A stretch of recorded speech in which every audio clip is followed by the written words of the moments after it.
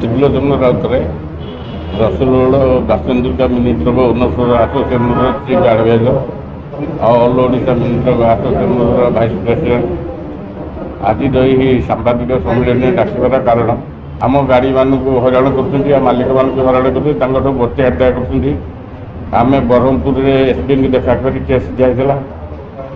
ବ୍ରହ୍ମପୁର ଆସୋସିଏସନର କର୍ମକର୍ତ୍ତାମାନେ ଗିରଫ ହୋଇ ଜେଲରେ ଅଛନ୍ତି। ରାଉରକେଲା ଏସ୍ପିଙ୍କୁ ଜଣାଇଛୁ, ରାଉରକେଲା ଏସ୍ପି ଅର୍ଡ଼ର କରି ତାଙ୍କର କର୍ମକର୍ତ୍ତାମାନଙ୍କୁ ଆରେଷ୍ଟ କରିକି ବେଲ୍ରେ ଛାଡ଼ିଛନ୍ତି। ଏଣିକି ସରକାରଙ୍କୁ ଅନୁରୋଧ କରାଯାଉଛି ଏଇ ରସୁଲଗଡ଼ ବାସନ୍ତୁକା minister association all Odisha minister ଆସୋସିଏସନର କର୍ମକର୍ତ୍ତାମାନଙ୍କୁ ସରକାର ଉପଯୁକ୍ତ ବିଚାର ଦେଲେ ଉଭୟ ଆସୋସିଏସନ ଚିରପ୍ରକୃତ ହେବ। ଅଲ୍ ଓଡ଼ିଶାରେ ଯେତେ ସବୁ ମିନି ଟ୍ରକ୍ ଓନର ମାନେ ଅଛନ୍ତି ସେମାନେ ବହୁତ ଭୟଭୀତ ଅବସ୍ଥାରେ ଅଛନ୍ତି। ଆମକୁ ବହୁତ କମ୍ପ୍ଲେନ୍ ଆସିଲା ପରେ ଆମେ ସରକାରଙ୍କ ଦ୍ୱାରସ୍ଥ ହୋଇଥିଲୁ ଏବଂ ସବୁ ଥାନାରେ ଏତଲା ମଧ୍ୟ ଦେଇଥିଲୁ। ନିର୍ଦ୍ଦିଷ୍ଟ ଯେଉଁ ଲୋକଙ୍କ ନାଁରେ ଆମେ ଏତଲା ଦେଇଥିଲୁ ସେମାନେ ବର୍ତ୍ତମାନ ସୁଦ୍ଧା ଫେରାର ବି ଅଛନ୍ତି, କିଛି ଆରେଷ୍ଟ ହେଇକି ଭିତରେ ଅଛନ୍ତି। ଆମ ପ୍ରୟାସ ଜାରି ରହିଛି ସେମାନଙ୍କୁ କେମିତି ଉଚିତ ଦଣ୍ଡ ମିଳିବ ଆପଣଙ୍କ ନିକଟରେ ଆମେ ନିବେଦନ କରୁଛୁ। ସରକାର ବି ଯଦି ୟା ପ୍ରତି କିଛି ପଦକ୍ଷେପ ନେବେ ଆମେ ତାର ଚିର ଉପକୃତ ହେବୁ। ଏମାନେ ଗୋଟେ ସିଣ୍ଡିକେଟ୍ ଚଲେଇଛନ୍ତି, ମାନେ ଆଗରୁ ଭୁବନେଶ୍ୱରରେ ଦାଦାବଟି ଆଦାୟ କରୁଥିଲେ, ମଞ୍ଚେଶ୍ୱରରୁ ଧରିକି କଟକ ପର୍ଯ୍ୟନ୍ତ ଏମାନେ ଆଗରୁ ଦାଦାବଟି ଆଦାୟ କରୁଥିଲେ, ତାକୁ ଆମେ ବନ୍ଦ କରିଦେଲୁ। ସରକାର ବି ତାକୁ ବହୁତ ତାଗିଦ କରିକି ସେମାନଙ୍କୁ ଛାଡ଼ିଥିଲେ ଦାଦାବଟି ଆଉ ଆଦାୟ ନ କରିବା ପାଇଁକା।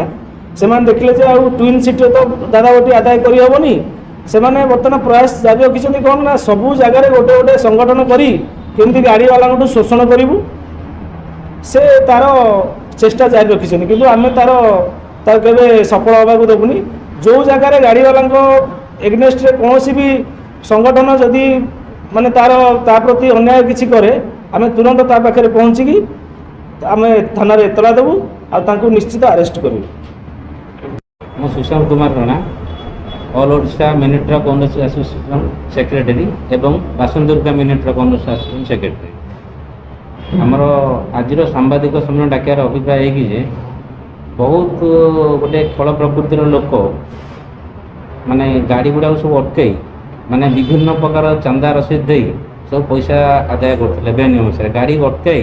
ଆପଣ ଏମିତି ଗୋଟେ ହେଇଥିଲା ପରିସ୍ଥିତି ରାଉରକେଲାରେ ସେ ଜଣେ ବ୍ୟକ୍ତି ଯିଏକି ଦୁର୍ବୃତ୍ତ କହିଲେ ଅତ୍ୟୁକ୍ତି ହେବ ନାହିଁ, ସନ୍ନ୍ୟାସୀ ନାୟକ ମାନେ ଗାଡ଼ିର ଡ୍ରାଇଭର ମାନଙ୍କୁ ଓଠ ବସ କରୁଥିଲା। ତାର ଭିଜୁଆଲ ଆମ ପାଖରେ ଅଛି। ଗାଡ଼ି ଅଟକେଇ ଗାଡ଼ି କୋର୍ଟର ମାଲିକ କିଏ କ'ଣ ପାଇଁ, ତାପରେ ମୋ ପାଖରୁ କାହିଁ ଲୋଡ଼ କରୁନ, ମୋର ଲୋଡ଼ ଥିଲା ତୁମେ ଅନ୍ୟଠୁ କାହିଁ ଲୋଡ଼ କରୁଛ, ଏସବୁ ହେଲା ପରେ ଆମେ ରାଉରକେଲା ପ୍ରଶାସନ ଦ୍ୱାରସ୍ଥ ହେଇଥିଲୁ। ରାଉରକେଲା ପ୍ରଶାସନ ଦ୍ୱାରସ୍ଥ ପରେ ସେ ବାବୁ ଜଣଙ୍କ ଆରେଷ୍ଟ ବି ହେଇଥିଲେ, ବର୍ତ୍ତମାନ ବେଲ୍ରେ ଅଛନ୍ତି। ଏମିତି କିଛି ଦିନ ଗଲା ପରେ ଗୋଟେ 100 ଟଙ୍କା ଲେଖେ ଏମିତି ରିସିପ୍ଟ ଦେଉଥିଲେ ଆମର ସମ୍ବଲପୁର, କହିଲେ ଗୋଟେ ଗାଡ଼ିର 100 ଟଙ୍କା, ଯେଉଁଥିରେ କି କିଛି ନୁହଁ ଆଜ୍ଞା।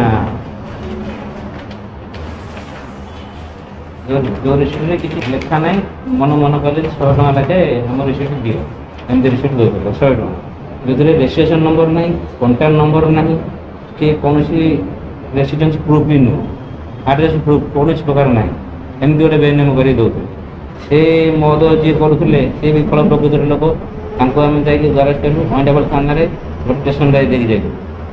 ସବୁଠୁ ବ୍ରହ୍ମପୁର ଆସୋସିଏସନର ମିନି ଟ୍ରକ୍ ଆସୋସିଏସନ ବ୍ରହ୍ମପୁର କେତେ ବର୍ଷ ହେଲା ସେ ପଇସା ଆଦାୟ କରିଛନ୍ତି ଆଜ୍ଞା, ମାନେ ତାର ଠିକ୍ ନାହିଁ ଆଜ୍ଞା। ମାନେ କେଉଁ ଗାଡ଼ିରୁ 500, କେଉଁ ଗାଡ଼ିରୁ 300, କେଉଁ ଗାଡ଼ିର ଆଦାୟ କରିକି ପଇସା ନେଇଯାଉଛନ୍ତି, ମାନେ ଗାଡ଼ି ଅଟକେଇ ଦେଉଛନ୍ତି।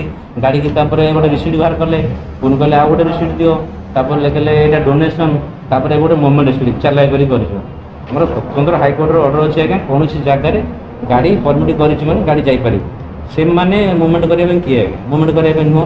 ଆମେ ଗଞ୍ଜାମ ଏସ୍ପିଙ୍କର ଦ୍ୱାରସ୍ଥ ହେଲୁ। ତାପରେ